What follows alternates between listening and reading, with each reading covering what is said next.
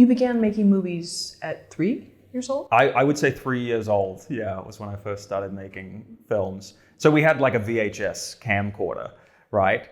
And I was so inspired by New Zealand's Funniest Home Videos, which was obviously the version of the Bob Saget, America's Funniest Home Videos. So I would actually write and perform in these sketches that we would then submit to New Zealand's Funniest Home Videos. So it might be like, it's my birthday, and I would end up falling into the birthday cake. Or we'd be playing cricket and I'd get hit in the nuts with a tennis ball. And I was like directing my family. My dad was operating the camera and I'd be like, make sure you get this angle and that kind of thing. And my sister and my mum would act in these sketches. So that was technically my first directing and acting, yeah. What has been the longest time you've ever taken a break from filmmaking? Once I got going with it, I just haven't really stopped. Yeah, it's been pretty relentless. I mean, I got into it in my mid-teens, pretty hardcore, and I've been going ever since. I've had to reevaluate where I'm at in my career along the way and change paths, but I've never really stopped. I read in your bio that you suffered from burnout at one point? Yeah, for sure. What happened was I made these 2 documentaries. They were 1-hour documentaries, and each one of them took 4 years.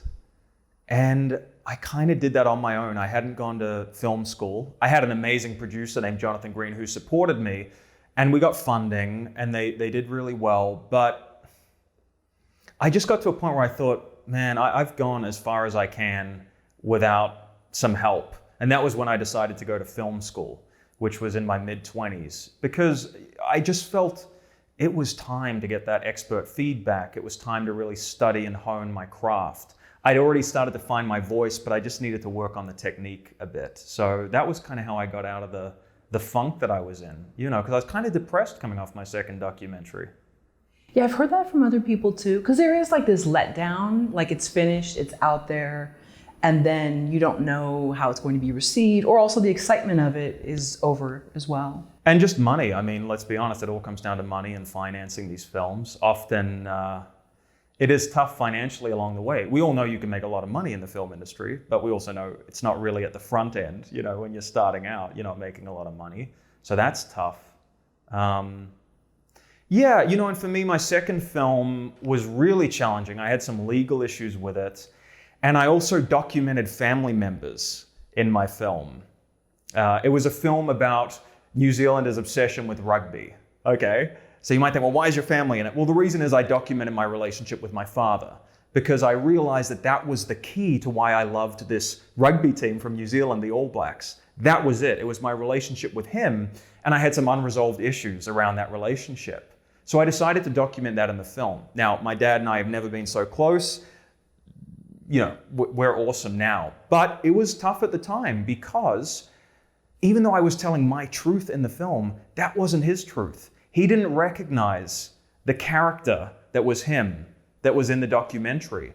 So that was really tough because I went into it with the best intentions. I'm going to make this truthful documentary. I'm going to tell my truth. Well, my truth isn't my subject's truth. And I kind of had a breakdown about, God, what is a documentary? Can you make anything that's really truthful? I realized how subjective it is, even with the best intentions. And I think that was why I was ready to smash that mold of documentary making on this film Use Me that I've just made. Because I didn't feel that a pure documentary was a kind of a form I even believed in anymore, to be completely honest with you. Yeah. Yeah, I've heard that dilemma from other documentarians where sometimes a film is never released just because the quote unquote subject doesn't want to be seen in a certain light. And even though it's kind of this raw light, they want to have it to be a certain way or look a certain way or whatever. 100%. And it's that whole thing. It's like you shoot 100 hours of footage. It's 3D, it's in person. It's the real thing, it's life. And then you see a movie and it's 2D and 100 hours is turned into 1 hour and you're lying through omission. You're lying just by cutting things out or choosing to emphasize certain things. And you are trying to craft it into an emotionally satisfying story. Now, of course, you're not trying to mislead people, but there is a sculpting of that material. I mean, I'm still saying really obvious things here, but sometimes when the people you've portrayed in the film see that, it is a rude awakening. Sure, yeah. I've definitely heard of people that there's just tons of footage and they can't do anything with it. So. Yeah, absolutely. You know, and you try and communicate with your subjects, but it is still your interpretation as the director. And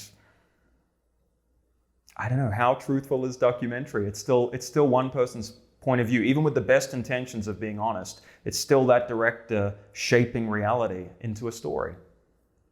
What I find interesting is you had sort of the opposite journey in that most people go to film school, whether they become jaded or not and feel it was helpful or not, then they go on to work or do things in the industry, or maybe they don't. But you had the opposite. So did being in class with other people who were excited about movies really reignite the passion? It really did. It really did when I went to film school. It kind of, it sort of jolted me back to life and kind of got me out of the funk that I was in. And it was interesting because I studied directing at the National Film School in Australia, which is called AFTRS, Australian Film, Television, Radio School. And what was funny was it also reignited my love of acting.